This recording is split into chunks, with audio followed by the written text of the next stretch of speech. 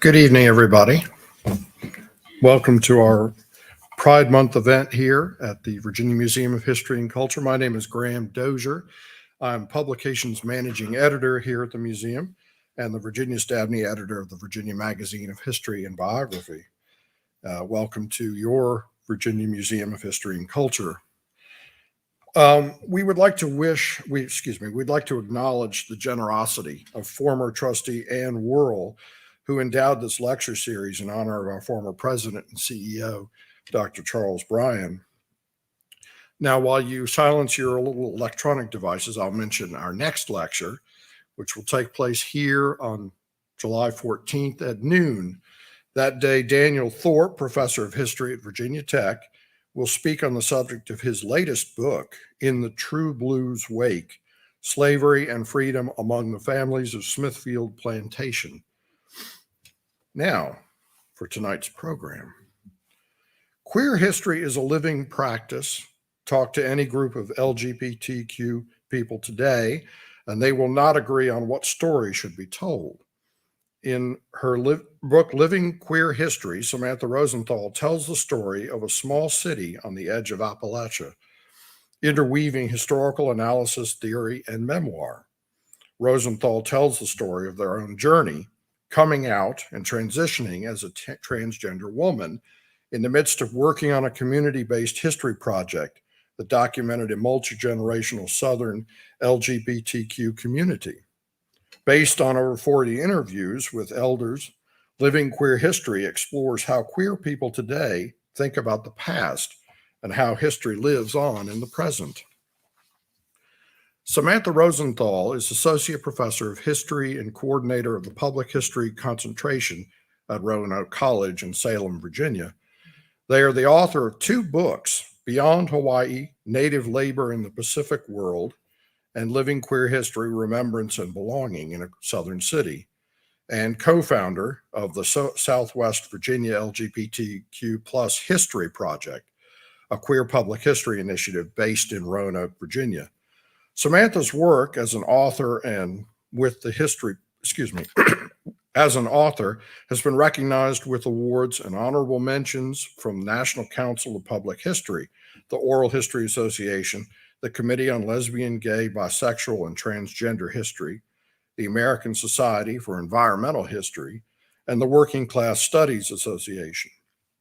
Samantha currently serves on the governing board of the Committee on Lesbian, Gay, Bisexual, and Transgender History, and on the editorial board of the Public Historian.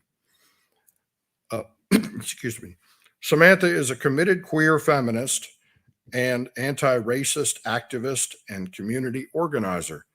They are particularly passionate about mentoring young queer and trans people in Southwest Virginia.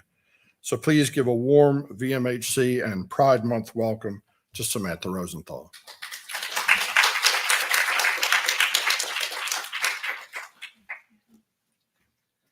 Thank you, everybody. Thanks for having me. Where am I going to put this? Okay. Thanks for having me during Pride Month. This is wonderful. I appreciate the museum inviting me to give this talk, which shows that LGBTQ history is Virginia history. Virginia history is queer. Queer history belongs in our conversations about Virginia history. So my plan for tonight is I'm going to intersperse reading some passages from the book with showing you some images from our historical research and telling you a bit about my story of how I ended up in Roanoke and ended up for the past 7+ years doing community-based queer history work and how it has changed me. So I want to start with a reading. This is from the introduction to the book. Oh, I'll also point out at the end of the lecture, we'll have time for Q&A, and there'll be a microphone available if there are questions, and I'm happy to answer those. And then I'll be signing copies of the book out in the lobby after the book talk.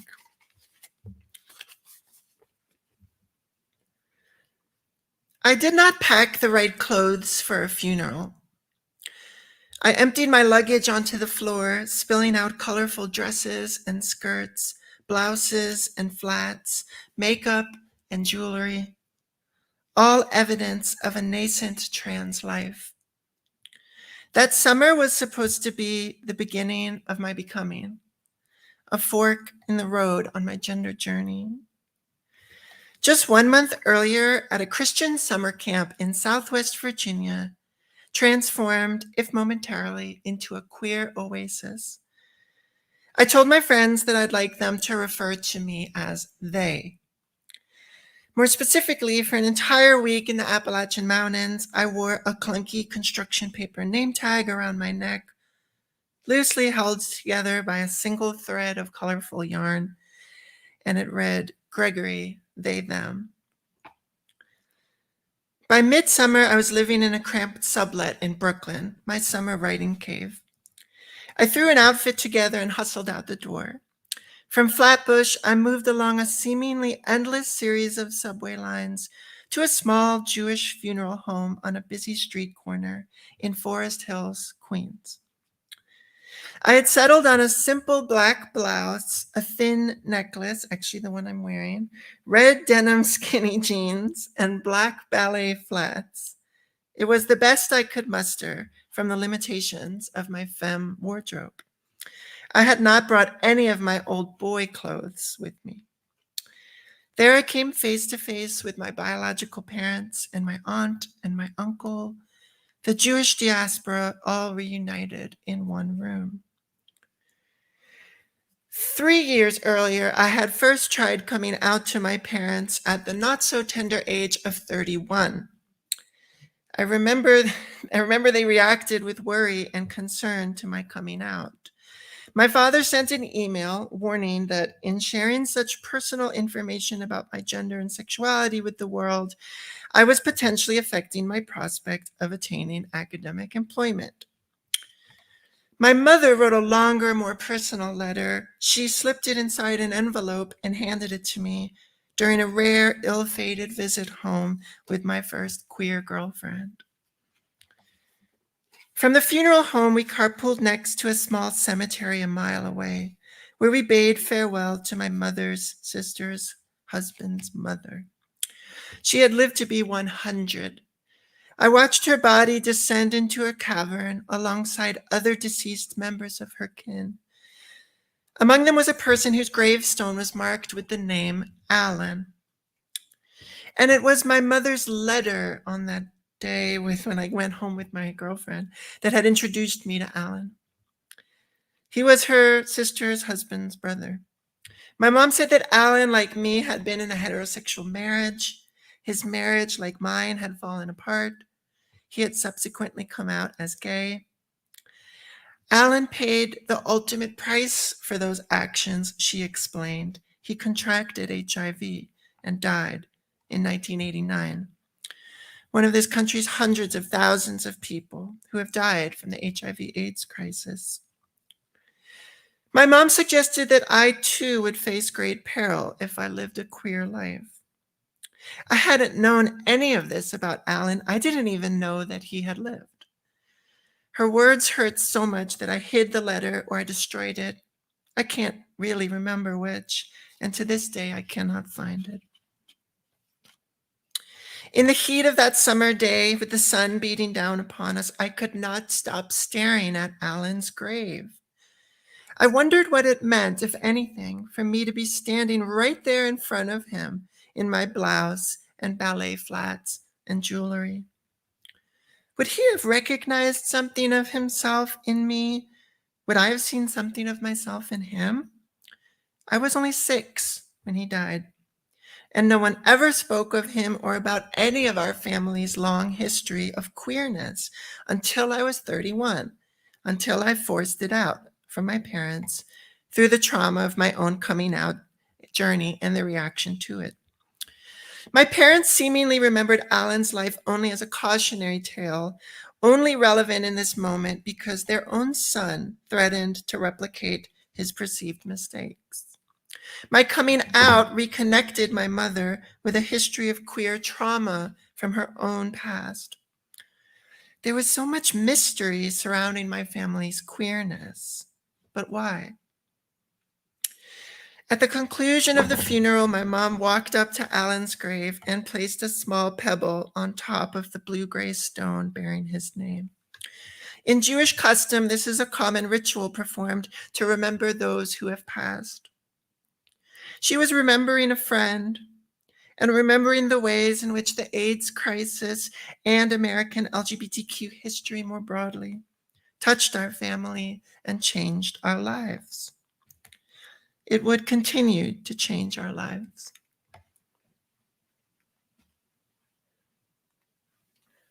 This is a picture of me when I first came out, which I share to illustrate that queerness is not linear, and the person that I came out as is not the same person I am now 8 years later. But this is from my first Pride Parade. This is in Boston after the end of the Pride March down at City Hall. And this was the summer of 2015. It's about a year after I came out. It was the summer when I transitioned from living in New York, which is my ancestral home, where my family has been from for generations, to move to Roanoke. I had accepted a job at Roanoke College. I moved out of Brooklyn. I spent the summer in Boston doing odd things on my way to Virginia. It's not actually on the way to Virginia, but but I ended up in Boston, and this was my first Pride event 7 summers ago. 2 months later, September 2015, I took this photo and other photos in Roanoke. This is on Jefferson Street in downtown Roanoke, of the Roanoke Pride Parade, which doesn't exist anymore, but there still is a pride, but there's not a parade anymore. And this was within a month of having shown up in Roanoke, Virginia. As I write about in the book, my marriage had fallen apart. I came out and I got my PhD all within 12-month period and left New York and took this job in Southwest Virginia when I had never lived south of the Verrazano Bridge in Brooklyn. So I didn't know what to expect. And having just come out at the age of 31 and starting my life over, I was kind of afraid. And I came with all the stereotypes that a New Yorker would have about the South and about Appalachia. And I thought that this would not be a good place to be queer. This would not be a good place to be out. And in fact, I had strategically closeted myself when I applied for the job at Roanoke College, and I presented as a straight man. And then when I showed up, I realized that I had to actually tell people now, because I was also beginning to change my gender also after I showed up in Roanoke. So it was a tumultuous time for me. And as I write about in the intro to the book, I turned to queer history to guide me through this transition. It's like the overlapping transition of my gender transition, but also my southern transition of moving my life and my future to Roanoke, which is home, which is now home probably for the next many decades, and I love it. So I turned to queer history, and I said, well, what do I have to offer to this community as a baby queer and a baby Southerner? And the one skill I had was I had just gotten my PhD in history. So I started to go around to queer organizations in Roanoke, our community center, a gay church, the one gay nightclub in town, and just tell people, like, I'm a historian. Are you interested in queer history? Like, what can we find out? What can we learn? Because I have all these skills. Let's do this. So I'll tell you a bit more about the project that we started then in 2015. But I want to now, before I tell you some Roanoke stories, share with you the first passage where I introduce Roanoke in the book. This book, someone has called this book a love letter to Roanoke, Virginia, and I think that's apt. It really is such a fascinating city, small city. So this is where I first introduced Roanoke in the book.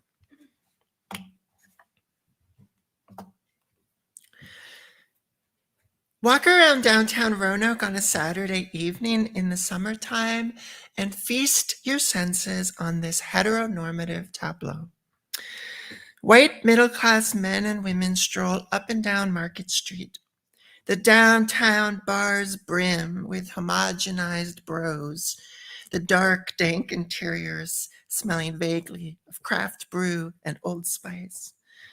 Former sorority girls spill out onto the sidewalk in front of Sidewinders and Corned Beef and Company. LGBTQ people are here too, if perhaps less conspicuously. Roanoke is a diverse city. Indeed, we are told that this is among the charms of downtown. But I find it hard to navigate these streets. I don't feel like I'm blending in at all. People are staring at my face or at my long legs, and some train their eyes for just a bit too long. Something about the overall tableau is predictable. Is this really Roanoke, or is it Asheville or Greenville or some other small gentrifying Appalachian city? We're told that this is what we should want: the progressive profitability of sameness, the calming illusion of safety, the superficial facade of historicity. Civic boosters say that Roanoke is experiencing an urban renaissance. They're excited about our small city becoming, quote, the next Asheville. But what does that really mean? More hipsters, more beer, rising rents? The counterpoint to Roanoke's ascendance is and has always been the persistence of so-called undesirable people, including LGBTQ people like myself who do not conform to heteronormative capitalist expectations for appropriate urban behavior. So look out, Richmond. And in contrast to the moralism of Jerry Falwell's Lynchburg, an hour to our east, or the small Appalachian coal towns dotting the mountains to our west, Roanoke is and has always been Southwest Virginia's Sin City. Roanoke is odd, permissive, and teeming with debauchery. It is a sexual city. It is a fundamentally queer place. Roanoke is a hub that's attracted queer and trans people from the surrounding regions for over half a century. I feel these histories within me as I navigate the downtown streets. LGBTQ histories reside, hidden to most, on street corners and in alleyways, invisible behind the city's heteronormative facade. I want people to know that this place was queer, or still is, or can be. It does not have to be so clean and so charming. I wish Roanoke was just a little bit more queer. But Roanoke's LGBTQ histories are submerged beneath a century of denial and at times outright efforts by the city to erase and make memoryless our former spaces of belonging. When a group of my students from Roanoke College ventured downtown in early 2017 with a digital audio recorder in hand to interview one of the most famous trans sex workers in Roanoke's history, the first thing this person let loose on them was a genealogy of queer belonging that placed her own life and the larger story of Roanoke, Virginia, at the tail end of a 200-year history, belying the common assumption that LGBTQ people here have no past. She spoke of, quote, her great-grandfather, who was the son of a plantation owner and a slave, and her grandmother, the product of a slave and a plantation owner, stating, quote, I am very proud of my great-grandparents who came out of the slave era, end quote. She told the story then of her grandparents who were the first in her family to attend college, and then her parents, and then her own childhood, quote, I started singing in the church when I was 4 years old, end quote. All of this came tumbling out of her mouth in just the first 2 minutes. We're not supposed to know this story. Christy, an African-American former transvestite sex worker, was arrested dozens of times in the 1980s and 90s. She is perhaps an unlikely community historian. But in a remarkable oral history, Christy recites not just the genealogy of her own existence, but the story of Black people with roots in Southern soil, a story that takes the listener on a journey from slavery to the present day, linking racism and the criminal justice system with LGBTQ rights and transgender community formation. Christy shows us that it's possible to queer the history of Roanoke, Virginia. There are people, places, and memories that remain here, and with careful attention, we can bring them back to life. This is a picture of Christy in her boy clothes on the steps of Roanoke City Courthouse in 1993. This is from the Roanoke Times. The newspaper headline, "Judge asked to toss out anti-soliciting ordinance," and her name is in the caption, "has challenged a law that has resulted in hundreds of arrests of prostitutes." So this is Christy in her boy clothes carrying a briefcase coming out of court during this long court case where she, after being arrested over and over and over again by the Roanoke Police Department, especially in 1992, leading up to this case, which was a time of heightened crackdown on trans sex workers in Roanoke, ostensibly due to the AIDS crisis. The city argued that they needed to get trans sex workers off the streets because they were diseased, which was an assumption they made about these workers. She was arrested many, many, many times in the year leading up to this and said, "I've had enough of this. I'm going to challenge this. I'm going to challenge the law that the city is using and challenge it as unconstitutional." She represented her case in court. She was the lawyer. She was her own lawyer. That's why she has a briefcase. The Roanoke Times reported that the Roanoke Times reporter was astounded by Christie's demeanor in the courtroom. She was able to cite case law from the top of her head without referring to any printed materials. The judge reportedly was very frustrated with Christy because sometimes she would show up to court dressed as a woman and sometimes show up dressed as a man. And she said at one point, "You need to come dressed as a man all the time." And she said, "No." So it's just kind of a remarkable case, kind of a David versus Goliath case of a Black trans sex worker defending herself in court against the city of Roanoke. And she won. So just kind of amazing story. She won, and the city's anti-prostitution law was thrown out as unconstitutional. So, but this is a story, this is almost 30 years ago, that has been completely forgotten. It's not told at our Roanoke History Museum. It's not told here yet, the Virginia Museum of History and Culture. It's not published in any writing about Roanoke's history. So it's not knowable, except that this was a newspaper clipping we found in a manila folder in a file cabinet in the back of a room at the Roanoke Public Library. And we were able to use, because they printed her legal name in here, that actually helped us to be able to track her down almost 25 years later, and we were able to interview her and do an oral history and hear her side of her life in her own words. It's just amazing. So that's an example of some of the queer histories to be found in a place like Roanoke, and I would argue probably in any city or town across this country. There are stories like this that we just do not yet know about because we haven't done the work to find them. So how do we do queer history? I want to talk a bit about some of the methods that we've used in Roanoke over the past 7 years. One of them is archives. So I know that there's like archival collections here in this institution. There are archives in Roanoke at the public library at the Virginia Room, they've become our partner for our archives. But if you showed up in Roanoke when I did in 2015 and went to the Virginia Room to look for LGBTQ related material, there's nothing.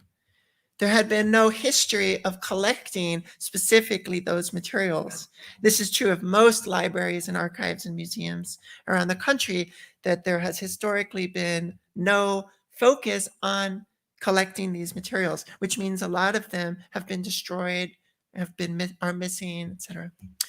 So this was true in Roanoke. There was nothing when I showed up that we could look at and say, oh, here's queer history. So we had to create an archive. And so we started to do these events where we would show up at LGBTQ spaces in the city. And I would train students with the legal forms for accessioning materials. And we partnered, and we still partner with the Roanoke Public Libraries. They would take on these materials as part of a permanent LGBTQ collection, which they would start. And so we showed up at places like the gay nightclub in Roanoke. And as people came in the door of the nightclub, we advertise in advance for people to bring their stuff, show up at the nightclub, bring your old flyers, your old newsletters, that kind of thing. We went to different churches. There were gay-friendly churches, and did events after church services on Sundays to collect materials. We did events at the LGBT Community Center in town.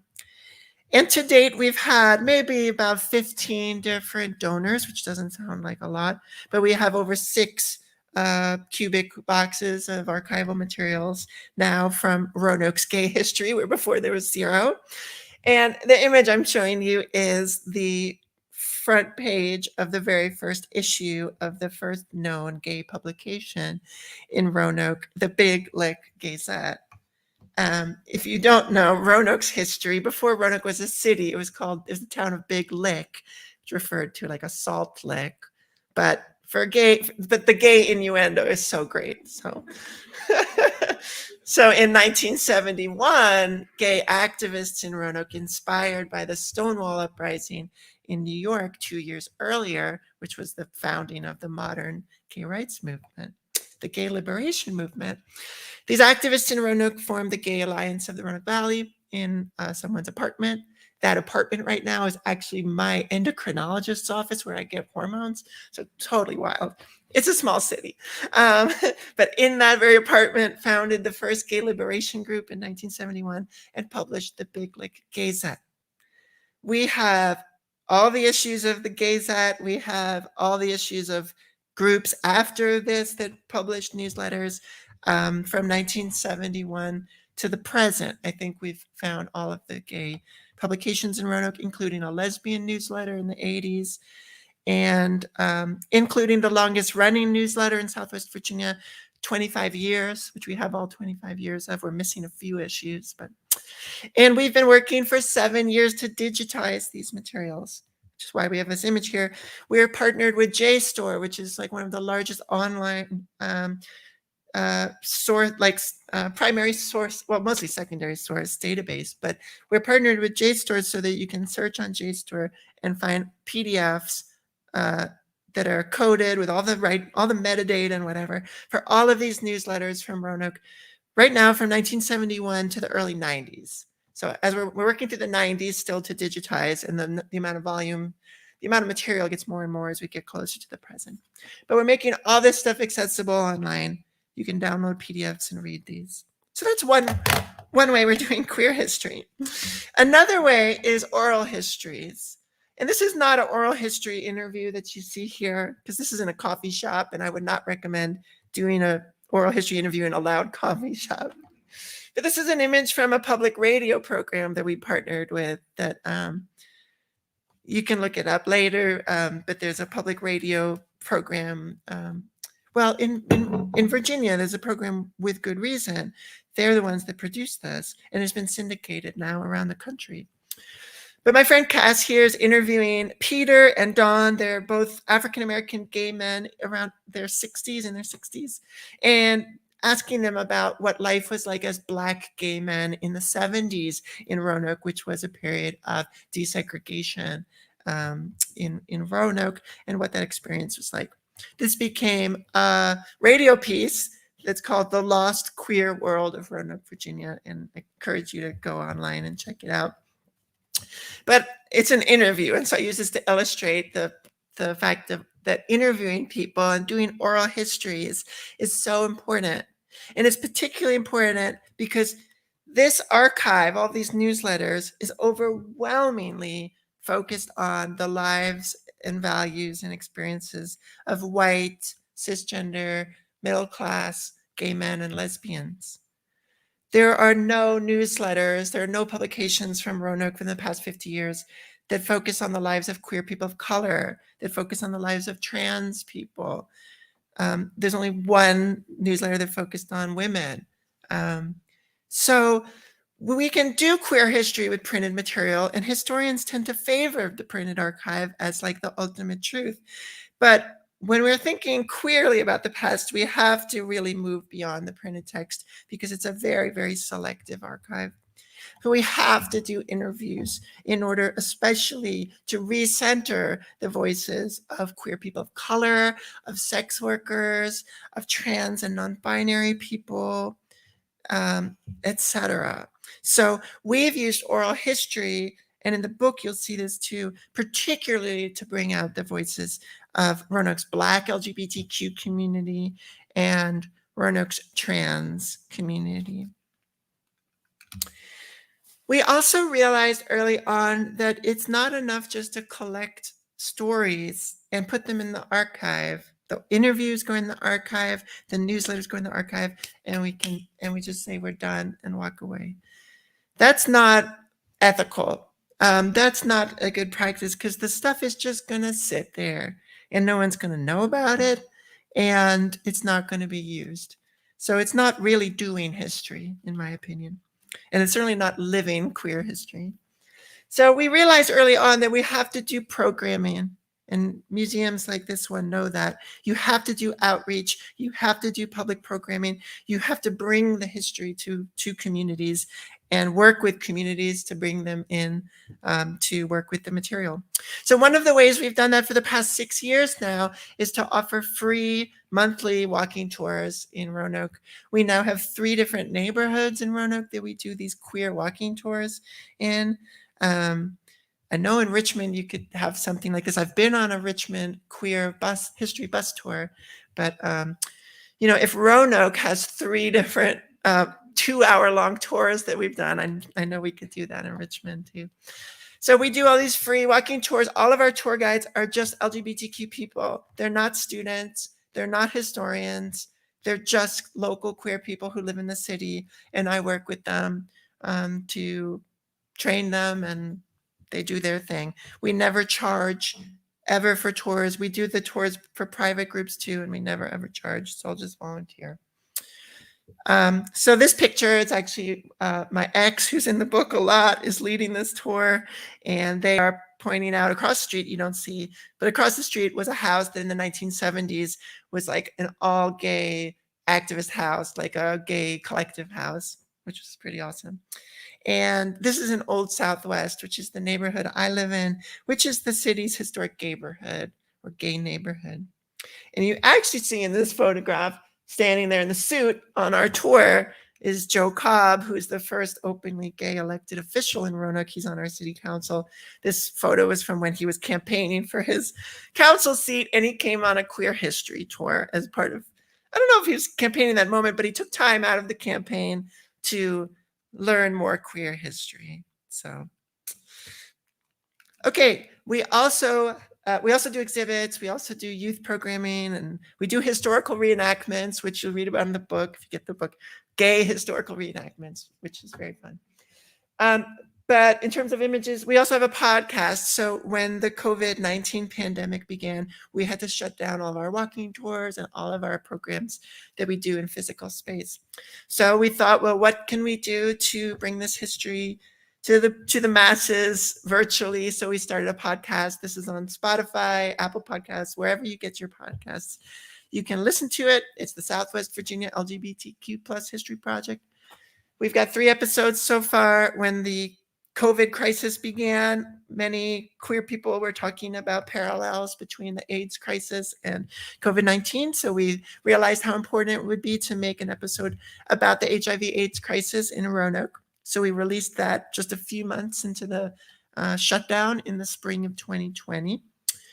Then in the summer of 2020, in the national uprising after the murder of George Floyd, we found that queer people in Roanoke were having conversations about policing and wondering about the history of the policing of LGBTQ communities. So actually students at Roanoke College that next semester made this 30-minute long episode. They're using excerpts from our oral history collection and all kinds of stuff to tell the story of the Roanoke Police Department and the history of policing of queer people and the intersections with race and racist policing in Roanoke. And then I have a student, just one student, who created this whole lesbian feminist history episode about the Lavender Menace recently as well. We have episodes coming up in the next year, one about Black LGBTQ history in Roanoke, maybe one about queer housing history, the history of LGBTQ housing and housing issues. So that's something we work on. There's also a huge LGBTQ community library in Roanoke. I don't know if any of you know about that. About 20 some years ago, gay and lesbian activists in Roanoke founded a queer community library at a time when the local public library was not carrying gay titles. And this is before Amazon or whatever. So, and we did have one gay bookstore in town. But there was a need that activists felt to create a community lending library. So when I showed up in Roanoke in 2015, this was pointed out to me once people heard I was a historian. And I went to this room in a church, in our MCC church, which is a gay church. And there was this room full of boxes and boxes of books of this defunct library. And our project was like, well, this is history. What do we do with this? So this is what it looks like now. It's inside the Roanoke Diversity Center, which is our LGBTQ community center. So the Diversity Center is managing the library now after we've moved it and we totally recataloged the whole thing. We created a new online catalog and we've worked with local librarians. We have an LGBTQ book club that's been running every month for the past 3 years. We have a graduate student intern right now who's doing a MLIS degree, who's working on the library to develop new programming and ways to build the collection. So this is just another example of where queer history lives, right? It lives in these boxed up books. What do we do with this thing? How do we activize and make this 20-year-old library current and meaningful and accessible and important to queer people today? So that's something we're still working on. This is just an image of that radio piece I told you about. It's called How to Go Clubbing from With Good Reasons. You can check that out. All right, let me look at the time. I have some questions for y'all to think about from tonight's talk, and then I will end with a reading. But for those of you here, I'm assuming many of you here live in Richmond. So when you think about the communities that you live and work in, how does queer history live here? Where is it? Where do you sense it? Where do you see it? Is it in plaques? Is it in the museum? It is now. Is it? Do you know your elders, your queer elders? Have you been on that bus tour that I've been, the LGBTQ history bus tour? So, like, where does the queer history live here? And how does it live? Does it live in the lives of LGBTQ activism today? Are we historically informed? Does it live in our queer spaces today? I don't know, but I'm going to Babes later tonight, so I'll put my PhD hat on. I'll be like, is queer history alive in this space? What stories are hidden here and why are they hidden? So in Roanoke, this is a big theme that we've thought a lot about. So why do our queer histories, like Christy's legal fight, why do these get forgotten? Who makes them forgotten? Is our city government involved in suppressing stories? Is the state government involved in suppressing stories? Are our museums and cultural institutions involved in suppressing stories? Are our schools involved in suppressing stories? Are queer people themselves, as I write about in the book a lot, is our community itself often involved in actively suppressing certain stories that we're ashamed of or embarrassed of and we don't want to get out there? Certainly, yes. How do we find those hidden stories? And how might understanding our local queer histories make life better for queer people, especially queer youth today and in the future? Can queer history be a tool that activizes our creation of queerer futures, that makes Richmond and Roanoke and Floyd County and all the spaces that you and I might move through, that makes these spaces more livable and lovable and safe, and we feel a sense of belonging as queer people. We feel a sense of togetherness as queer people, rooted in a shared historical consciousness. Right. So, what is the power of this history for our present and future fights as queer people? All right, I'm going to leave you with a reading, and then we'll have a Q&A. So, my closing reading is from the conclusion of the book, and I start in Dawn's apartment. Dawn, you might recall, Dawn is the one with the winter hat on and the leopard print scarf and the sunglasses. Very stylish. This passage starts in Dawn's apartment and goes from there. My friend invites me to attend a holiday party at Dawn's apartment in Old Southwest, just a 5-block walk from my own place on the edge of the neighborhood. I'd never been inside Dawn's home, and I'm the first to arrive. He gives me a big hug as I enter. As he prepares food, I look up and around at his apartment walls decked floor to ceiling with memorabilia from 60-plus years of life and work. Relics of his musical career, the people that he met and befriended over the years, vibrant album covers, all snapshots of a gay Black male life in DC, in New York, and in Roanoke. Hell, Dawn even has a signed portrait of Christy, once Roanoke's most famous sex worker, now an ordained minister, on his wall. If there's a museum of Black queer excellence in Roanoke, I'm standing in it. It's not lost on me that at this very moment, the local neighborhood organization is holding their annual holiday parlor tours, an event in which Old Southwest homeowners open their castles for an evening and invite a roving crowd of architecture and design fanatics to tour and mingle and spread good holiday cheer. These revelers will not be stopping by Dawn's apartment, and they're really missing out on his magnificently curated walls, his yummy holiday food, and the multiracial queer community that filters in throughout the evening. There are 2 Old Southwests tonight. Perhaps there are 2 Old Southwests every night.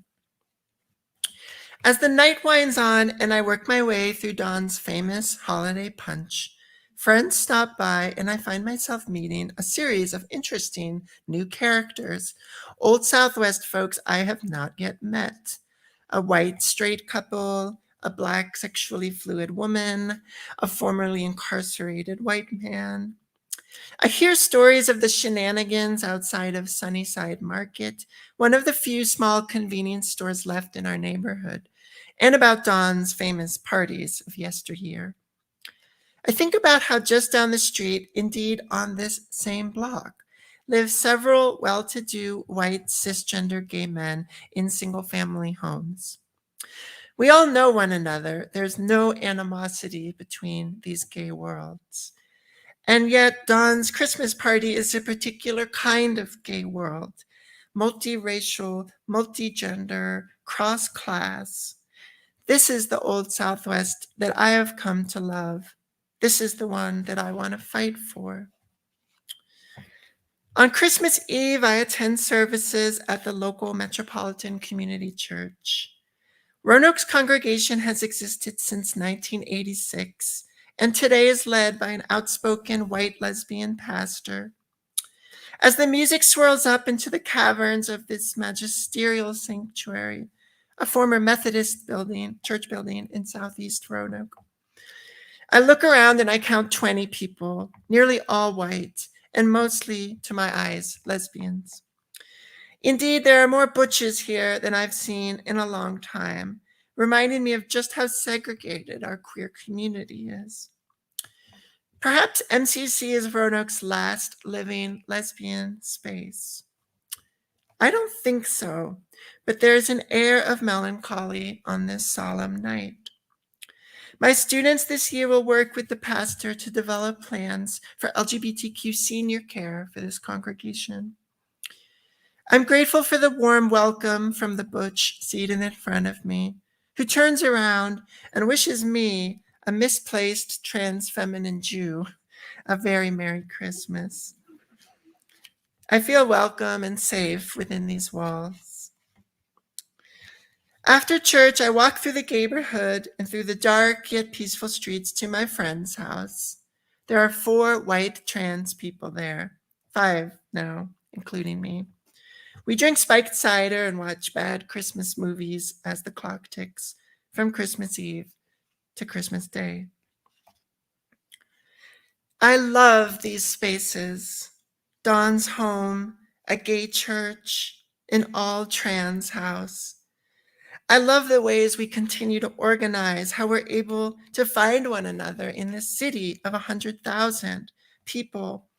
How despite our own segregation with gay women over here and men over there, trans folks here and cis folks there, Black queers here and white folks there, there always remains the possibility of not knowing everyone, of yet getting to know them, of learning how to love them and support them. Of course, there are also spaces that are disappearing. The city is becoming more heteronormative. Downtown is unrecognizable. We face many more years ahead of white supremacy and transphobia in Appalachia. We face the disappearance of older forms of queerness and the emergence of beautiful, vibrant new ways of embodying gender and sexuality. The work of community-based public history is ongoing as we document the queer worlds of yesteryear and plan for the dawn of a new queer world. Thank you.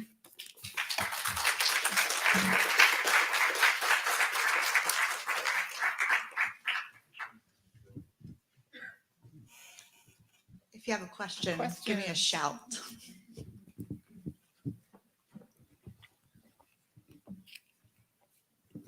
Well, thank you. I really learned a great deal with your presentation. Do you still practice Judaism? I would say I'm what you would call a secular Jew. So I keep the Sabbath and I celebrate holidays, but I do so absent of faith in the religious beliefs. So I do it culturally as a connection with my heritage. And a couple other things, if you could. Would you explain to me the purpose of why you prefer to be called a pronoun? What is the thinking behind that? And I'll conclude with, what do you teach at Roanoke College? What is your subject matter? Sure. Thank you. Thank you for the questions. So I was hired to teach public history, which I mentioned that term in the last section I read there. Public history refers to all of the ways that we do history outside of the traditional academic realms of books and the ivory tower, the academic classroom. So public history includes museums, historic preservation, oral history, walking tours, archaeology, historical reenactments, you name it, right? So it's all the ways the public engages in the past and it's quite diverse. So in doing our queer history work, we do many of those different methods of preservation, of oral history, of exhibits, of walking tours. So that's public history, which is what I was hired to teach. Now I do teach, I now teach gender and women's studies, and I teach courses in LGBTQ history, but I was not hired to do that. But I've forced my way into. Is that part of the Roanoke College? It is, yeah. So it is. I offer a course in transgender history. Whole course is about the history of transness, trans people. I offer an LGBTQ studies course at the upper class level, so mostly with seniors. I mentioned the students in that reading that did that work with creating a senior care program for a gay church. That's my upper class queer students. They've done millions of community projects, and they do professional oral histories, which I train them in.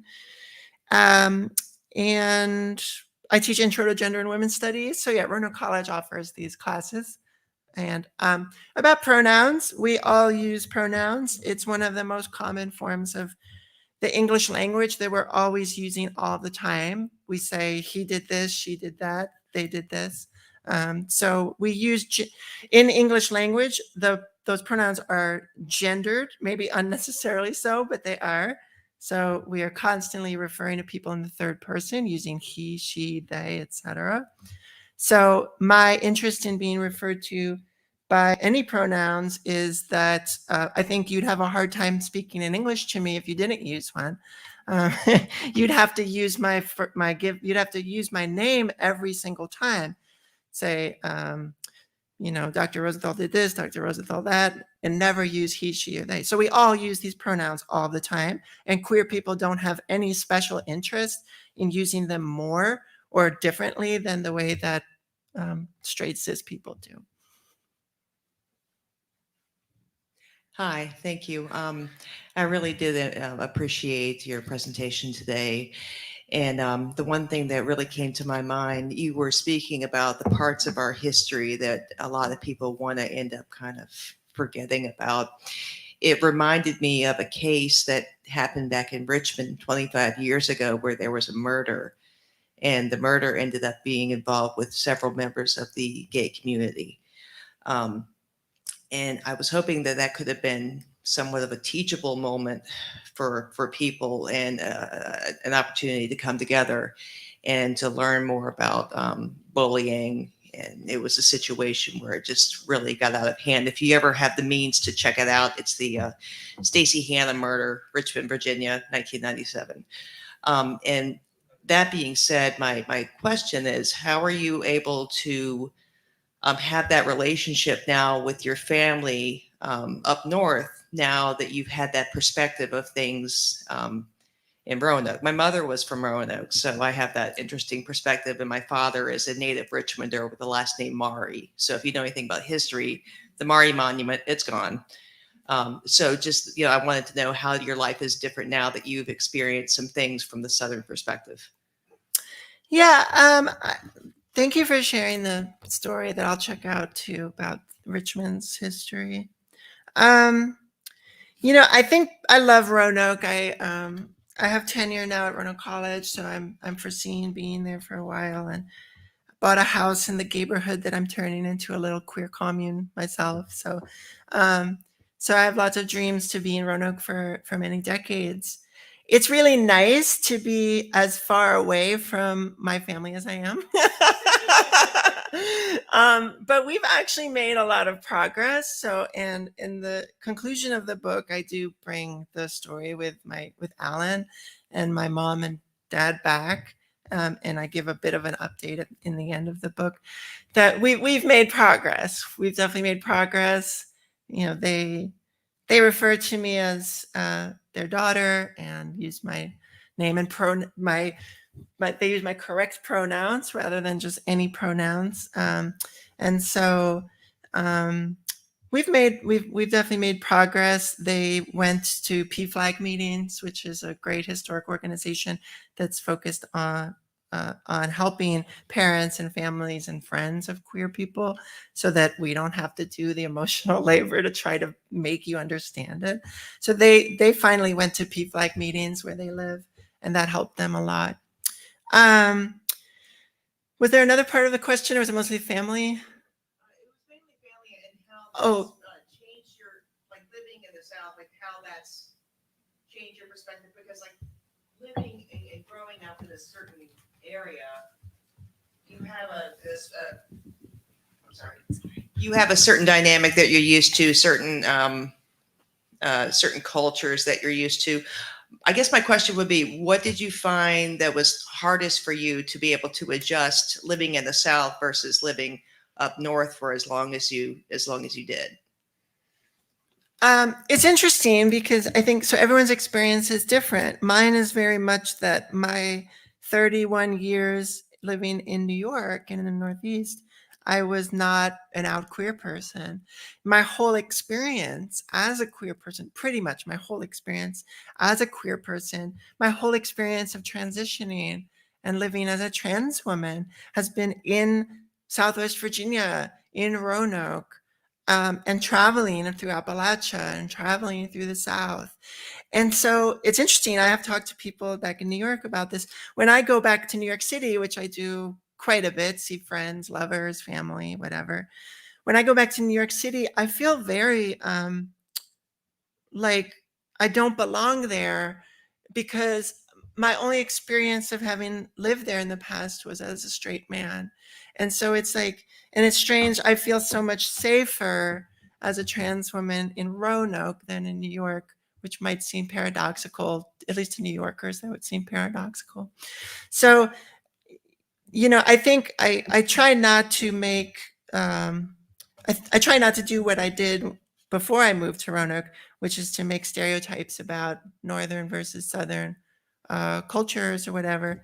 Because I think that there's not any hard and fast truths across the board in these places where we live. Roanoke is extremely multicultural, and there's really not like a Southern experience or a Roanoke experience. But as I write in the book, my queerness, my transness is Southern born. It's very much rooted to this place. And as I travel around the country and I give book talks and I go back to my home in New York, every place feels a little less right than Roanoke does. And I wonder about the experience of other, particularly I wonder about trans people who transition and the places associated with that, and how our relationship with place and how that might shape our experiences. So that's my answer. And of course, also everyone in Roanoke, when I showed up, they're like, sir, sir, sir. I was like, in New York, we don't say sir and ma'am because we're not polite. And, but it's actually better because we're not gendering people. But I've gotten used to it because now I get called ma'am and I'm like, oh, that's sweet. I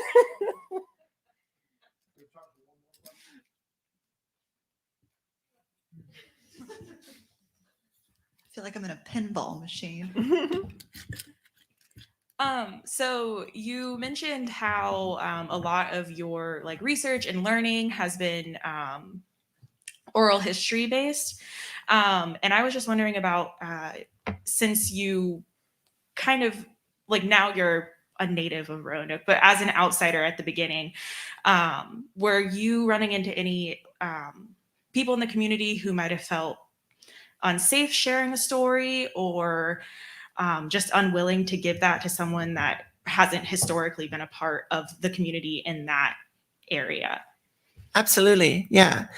And not just the Yankee versus Southern, and not just insider outsider, but we've also found that, and this has been studied also in oral history theory and writing about oral history.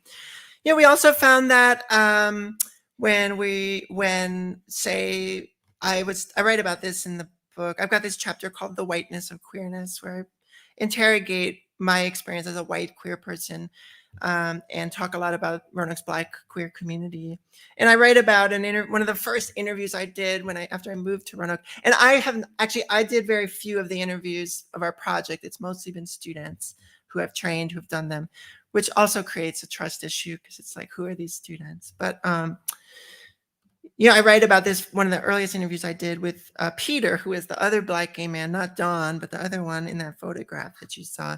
And I'm in his home, and I'm like, okay, I want to ask him about his experience, like, of desegregation when he was a kid here, and like, let's talk about like racism within the queer community and stuff. And I write about in the book, like, the interview was kind of awkward and like moved in weird directions because of this kind of tension around race. And it was partly also because like his husband is white and was sitting like also right there too. And so Peter's saying things and like looking over at his husband when he's saying them. And I'm like, this is like, there's so much intersubjectivity, as we would call it, going on here, where we're influencing what each other is saying. And so, yeah, racial difference led to interviews sometimes not happening or happening strangely. Don's interview, for example, he almost tried to pull it after we did it. He said, okay, I don't want this to be part of the collection because you didn't uphold your side of the bargain. And I said, what was that? And he said, you need to get me profiled in the Roanoke Times. And I said, we never said you would be profiled in the Roanoke Times. But you know what? 2 years later, I got him profiled in the Roanoke Times. So I'm a woman of my word. But so yeah, age differences in sexuality. So my students, sometimes I have straight cis students who are going out and doing these interviews, and they're trained and they're capable and they can do them. But sometimes the narrators, the elders say like, "Are you gay?" Because why am I talking to you, kind of thing. So yeah, it's really complicated. And I hope in the book, I try to really explore how doing oral history is always messy, and there is no right way to pair an interviewer with a narrator. It's not the right thing to always put people of the sameness, of a demographic sameness together. That's not any more right or wrong. So we just need to embrace the messiness and understand that every interview is being shaped by the different people in the room.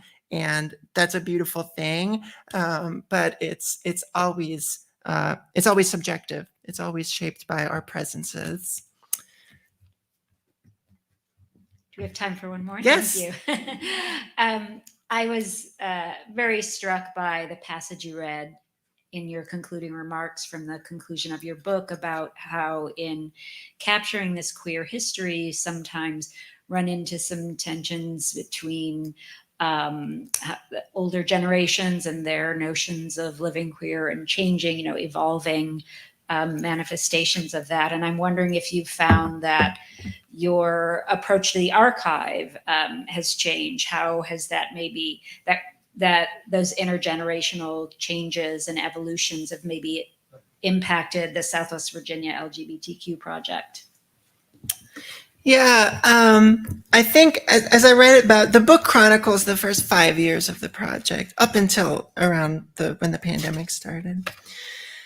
And I write about in the book, there were times when we walked on eggshells around those intergenerational conflicts. Even just the name of the project, LGBTQ plus. I mean, there are people who are like, what is the plus?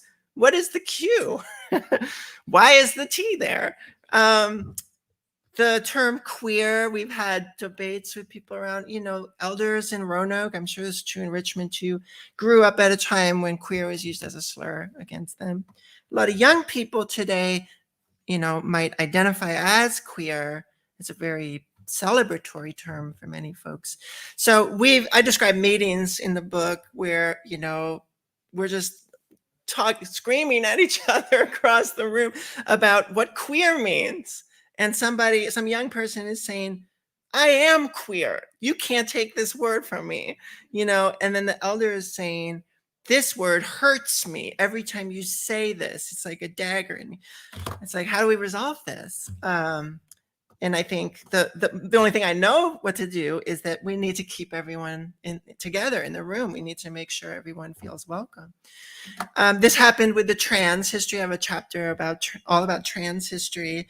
And people would argue, this person wasn't really trans, but this person was. This person was just a crossdresser, or this, and it's like, you don't get to define what what trans is. But then they would say to me also, okay, but you don't get to define, just because you're a PhD or whatever, you don't get to define who's trans and who isn't.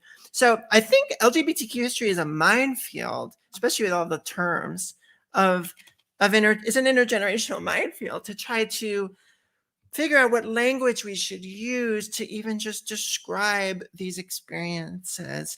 And I think, my advice on it is just that is to keep the tent as big as possible, and that people have had many different ways, different kinds of experiences of queerness, of transness. I've used those as umbrella terms over time. And the language that people use for themselves and their own experiences is the language that we should honor and we should use to tell their stories. But we do need umbrella terms, language, to describe what ties us together as well. And I think that this will continue to be a debate and a source of conflict for LGBTQIA plus communities, queer communities. But I think it's a productive thing. It's if we can bring queer communities together cross-class, multiracial, intergenerationally, and have those conversations, we can learn a lot about each other and about our shared and not shared experiences. And I think it helps, I think for our elders in Roanoke, it has helped them better understand the young queer people having those conversations. And it has certainly helped the queer youth to better understand the experiences of their elders. All right, well, thank you so much.